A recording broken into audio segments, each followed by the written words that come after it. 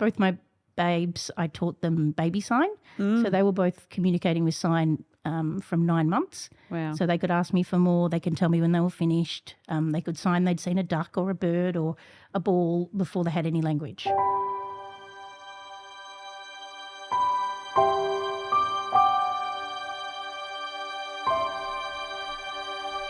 Hello everyone and welcome back to No Place Like Home. I'm your host Kath, doing it solo today with an incredible guest that I'm lucky enough to chat to today, Jess. Welcome, Jess. Hi, thank you.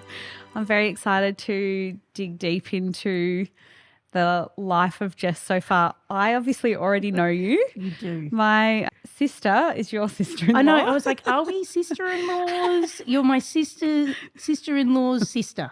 That's right. Just a little tongue tie. It's a little tongue tie, but here we are. So I already know a little bit about you and about what you do, but we're going to talk a bit about, you know, who you are and what your life till now looks like in an abridged version. Yep. So talk to me about a bit about yourself. So a bit of background, family, Yes. education. I have 2 children, a 10-year-old and a 6-year-old, keeping me busy. I studied, an interesting fact about me is I studied opera at the Conservatorium of Music, but that's not why you've brought me in.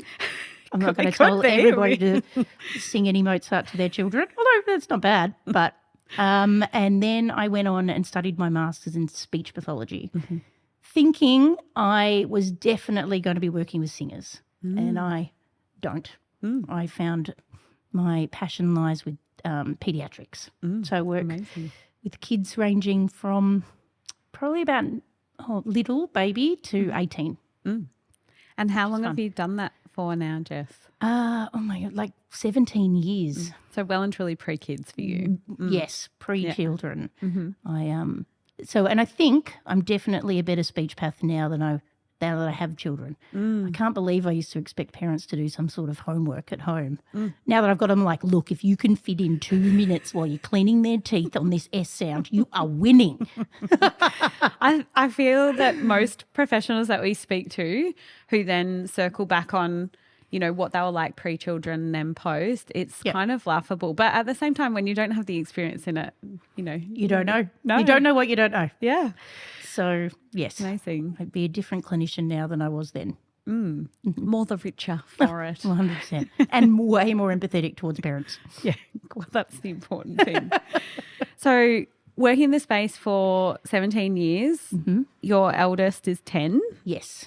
So a bit of experience and working in that field. Did you work across lots of different fields before that, or like with your speeching, or? Always pediatrics. Always peds. Yep, I started with school age and I was an actual school speech pathologist. So they're still out there, but the role has shifted within what it looks like in Victoria now. Yep. So I worked in schools. I worked across, across 15 schools in Melbourne. And then I thought, I want to work with littlies. So I went and worked in what used to be called ECIS, Early Childhood Intervention Services. And so I worked from that 0 to 5, 6 preschool. And that's where I started to work with feeding, which has been a big passion of mine. Amazing. Getting kids to eat, which a lot of people don't know that's what speechies do. So that's how I got into that. And then I moved into private practice, which is where I still am today. Awesome. So given that you were working in the field for quite a while beforehand, did anything that you were like the basis of what you were doing, did that help you to prepare for your journey into parenthood? I thought it would. Yeah. No. Well, that saying, I think my kids, you met them, they both speak very well and they both eat well, but nobody slept. To be fair, 10 at 6, they're still not great with the whole sleeping caper. Yeah. So, not really. I got asked a lot of questions at Mother's Group when people figure out you're a speechy. Yeah. I think for once you're actually working in the field and, particularly with kids, there's probably an assumption that maybe you know a bit about the biz. Yes. Do you feel like, obviously you're saying it didn't necessarily help you in the post part, but do you think that given that you had some knowledge about children, that maybe I think I didn't. I knew the milestones that they needed to hit, and so I don't think I was maybe as stressed about things, and I knew how large those norms can look. I think definitely my knowledge of how to get children to communicate and how they communicate, even pre-speech. Both my babes, I taught them baby sign, so they were both communicating with sign from 9 months. Wow. So they could ask me for more. They can tell me when they were finished. They could sign they'd seen a duck or a bird or a ball before they had any language. Wow. So that was great. Yeah, I had to amazing. teach the childcare staff how to talk to them. That's Well, my great. kiddos taught them. Hamish definitely taught them a lot of signs. Wow. Yeah, so that kind of knowledge was very powerful, I think, being a parent. So 2 babes. Yep. How was your pregnancy for both? Was it different? Was it similar? Pregnancies were pretty non-eventful for both. Like, I'm asking you to step back in I time. know. Yeah. 10 years. Pretty Yeah. good. I didn't love being pregnant, but I felt bad complaining because honestly, I was fine. Yeah. Yeah. And both similar. I think I knew I only ever wanted 2. So I really looked at my second Quinn, even when I was pregnant with her, that these are my lasts. Like I never wanted 3. Yeah. And so I think that was a really interesting way to go through pregnancy. I think I definitely enjoyed the second one more, knowing I was never going to have to do it again. Yeah. So I really, and it's similar postpartum with her Okay. in the way that we parented, knowing we're not going to have a baby again, Yeah. was interesting. So pregnancy's pretty chill. Yep. Did you what did the planning for birth look like for you? Was that something that you focused on? I think I listened to podcasts. Yeah. I loved my obstetrician. And so I was the person who emailed a lot. But they were so wonderful and answered. And I think because I worked with a clientele of children with disabilities, my anxiety, I have a very skewed view of that every kid I worked with has some form of disability. So my anxiety was higher, thinking, oh, what if my kid does? Yeah. And my obstetrician would be like, oh, we've made it to 32 weeks, you're safe. I'm like, no, we're not, because we know that language development's till 35. And she goes, oh, Jess. So You're doing it to yourself. I did it to myself. Yeah. And I know I've had other colleagues very similar, because when you're working with this kind of clientele, that's all you see. Yeah. I'm not seeing any normal developing children. Yeah. Very rarely am I Yeah. seeing a normal developing child. So that was in the back of your mind with your own children Yeah. and through pregnancies. The flip side of that is when they do hit all their milestones, you're like, genius. Yeah. My kid's a genius. Oh, no, wait, that's just normal. Yeah. But it's different to the norm you're experiencing. Correct. So, Yeah, exactly. so a bit of planning for birth, a little bit Yes. of potential, I won't call it anxiety, but there's Oh, an well, element definite, I of would that. have. Yeah, definite element of anxiety around Yeah. it, thinking. I did a hypnobirthing. Okay. Was it? No, it wasn't hypnobirthing. The other one. What's the other Calm one? birth. Calm birth. Yes. The Yeah. step in between somewhere. Yeah. I loved that. Yeah. And I actually did it for my second. Did you? And So it not really, first. no. And I think it gave Josh and I 2 days to just think about this baby when you're already raising another one. Yeah. And I think it was a really good thing to do. Yeah. Yeah. I wanted drug intervention, drug-free. Yep. How'd you go with that? I did both of them though. Good. Well, no, Haim had some intervention. He had to be vacuumed Okay. after 12 hours. It was, yeah. But still no drugs. Go you. Do you feel like your expectations that sat around birth, we'll talk about birth initially, Yeah. did they align with reality for you? Yeah, that's taking me back. Yeah. I'm really What stretching. was my you. reality? I don't know. I think so. Yeah. My obstetrician, like I said, I really did respect her and love her. And I did have to be induced with Quinn, Okay. my second. Yep. And I didn't want to. Yeah. I laboured at home with Haim till I was 8 centimetres dilated. And I wanted to do that. I wanted to labour at home as long as I could, because no one can offer me anything. Control freak, anyone noticing? Well, I was at the pub. And Quinny was born the 3rd of Jan. So I was there for the Christmas breakup. And I fell up the stairs, not walking down them, I fell walking up 9 months pregnant. Yeah. So ended up at my obstetrician and she's like, it's all fine, but we're going to do a blood test just to check. And it was all fine except I was looking like I had preeclampsia. She's like, this is really strange because you have none of the risk factors. You didn't with your first. Anyway, it turns out I did. So I had to be induced at 39 weeks and I didn't want to be and I tried everything not to be. And so I got there at the hospital and I was crying because the control element was taken away from me. And my obstetrician was like, pretty much gave me the hard talk. This is it. Get ready. Suck it up. Stop crying. It's still going to be natural. You don't have to have anything. And I was like, okay, all right. It was the pep talk I needed. So you responded well to that because really some people would be like, yeah, she knew me enough by then to know. I think I needed that. Yeah. And Quinny was born in an hour and a half later. So obviously ready to go. Yeah. Yeah. So that was good. What about postpartum? Did you plan for any of your postpartums? No. Yeah. No. I think like so many, I planned for birth. Yeah. Yeah. Even second time round? I planned to be more chill. Okay. Great. No, I think I was a bit more. Hamish broke his collarbone in birth, and so nobody picked that up, and so he couldn't feed to one side because his collarbone was broken, and every midwife kept coming in and saying, well, show me what you're doing, and I'd show to the one he would feed, and they're like, oh, yeah, no, that's all going really well, and then the other side he would just scream. And then we found out 3 weeks later he'd broken his collarbone, and we all felt a bit sad about that, actually. Poor Haim. We've been strapping his poor broken arm down. Oh. Anyway, so that was hard. What would you even do with a broken collarbone of a baby? They do just heal, but I think we probably wouldn't have shoved him in different places. Correct. Maybe. Or made him feed to the side with the broken. Yeah. Anyway. Okay. So 3 weeks later you find out, but you maintained breastfeeding that whole time prior to that? Yeah. Yes. He was both kids were good feeders, which I was lucky. Yeah. They never took a bottle though. So it was me. You're strapped in. I was strapped in. There's the ride. Yeah. Yeah. And Haim was a very low sleep needs babe.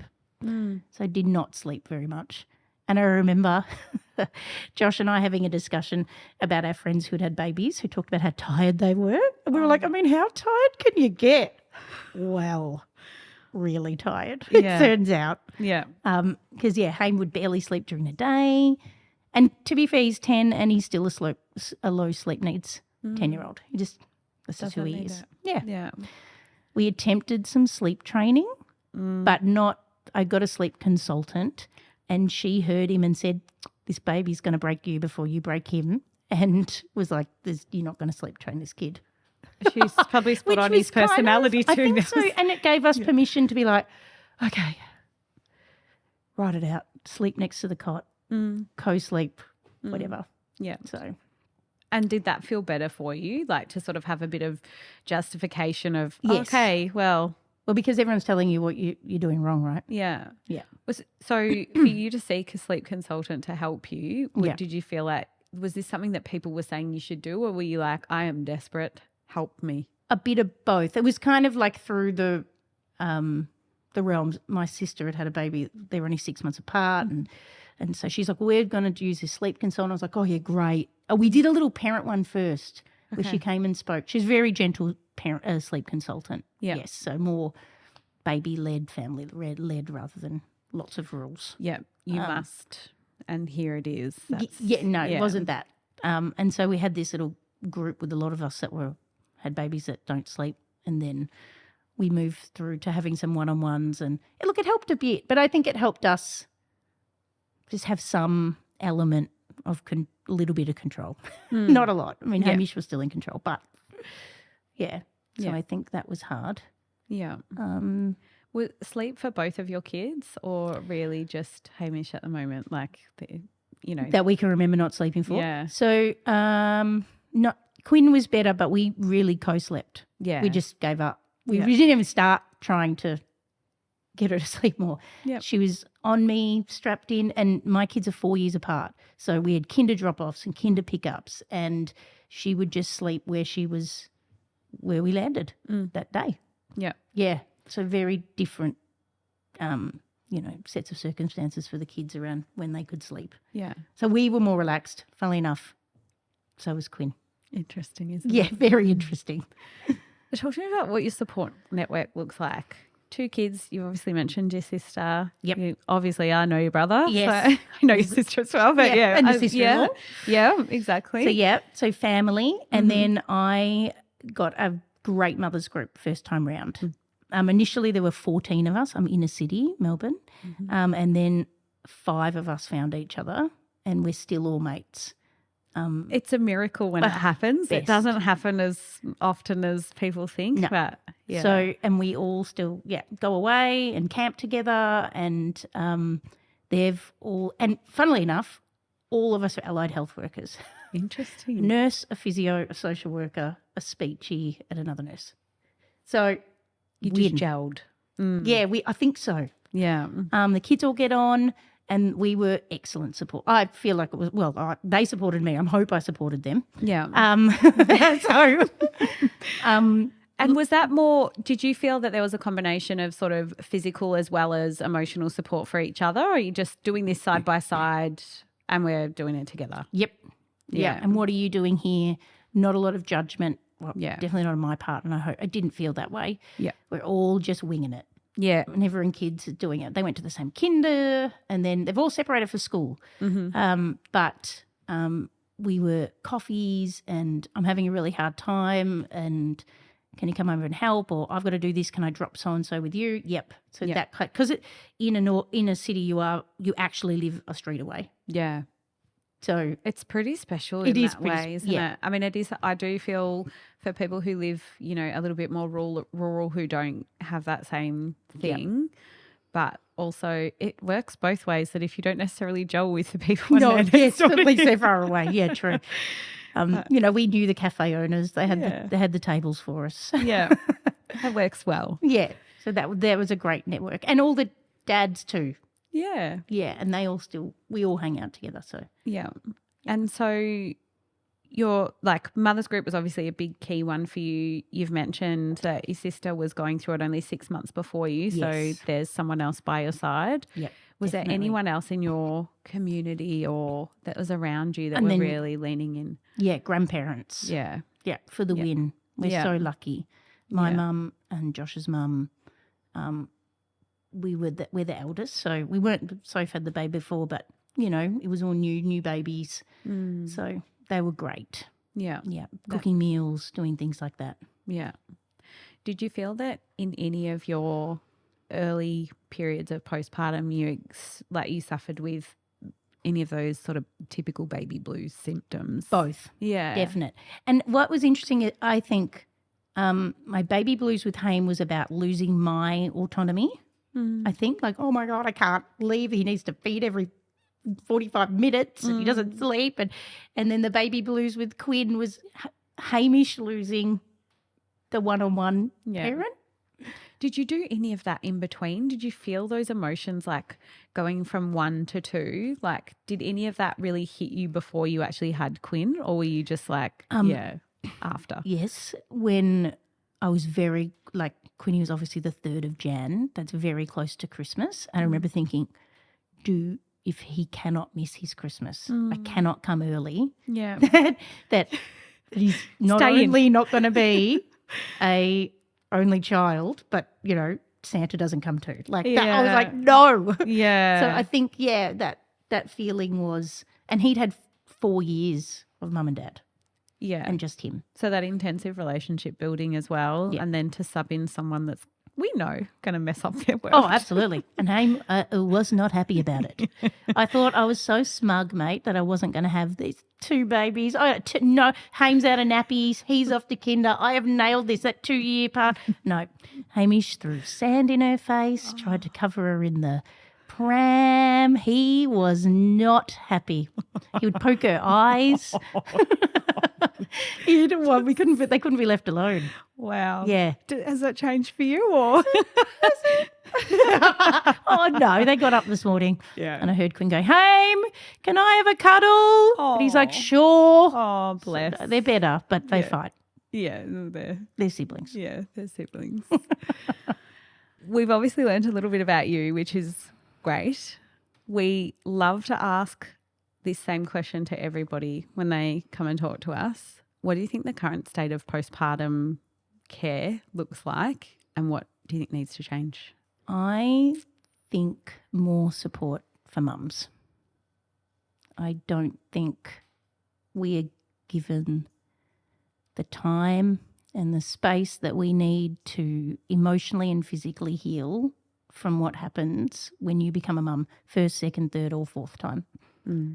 I feel so many women are being sent out of hospital a day post-birth. Their milk hasn't come in, and breastfeeding is not easy. We do not watch it in the village anymore. We do not watch people do it, and we don't know. It isn't as natural as we hope it will be. It feels like that is something that we realise very quickly post-birth, that it isn't intrinsically something that you just for you or know babe how to do. Yeah. So, yeah, I think I wish there was more respect for what we do and what our bodies have been through for that whole 9 months. And then, I mean, how many of us are pelvic floor physios? Years later. Yeah. Right? Yeah. It's not valued nearly enough. It's not valued enough. So that was my takeaway then, and I think I think people are having even less time now than 10 years ago. And I was lucky enough and privileged enough to be to go through the private system. So you get a few extra days, and we went to the hotel, which was the food was great. Yeah. But 4 days still isn't a lot, still the is time. it? Yeah. Yeah. So, yeah, that's my thoughts on that. That's great. You're joining us again for another episode after this. So next time we're going to chat a little bit more about your work and what you do as a paediatric speech pathologist. But thanks so much for joining us, Jess. Thank you. Thank you. This podcast represents the opinions of our hosts and their guest speakers. Views and opinions expressed in the podcast are our own and do not represent that of our places of work. This podcast is for informational purposes only, and content here should not be taken as medical or professional advice. Please consult your healthcare professional for any personal recommendations and medical care. While we make every effort to ensure that the information we are sharing is accurate, based on the best available information at the time of recording, we will welcome any comments, suggestions or feedback via our website, contact form, home.com.au/contact. Names and details of personal experiences may have been changed to allow anonymity and privacy. To join the conversation, join us on social media at Home Postpartum.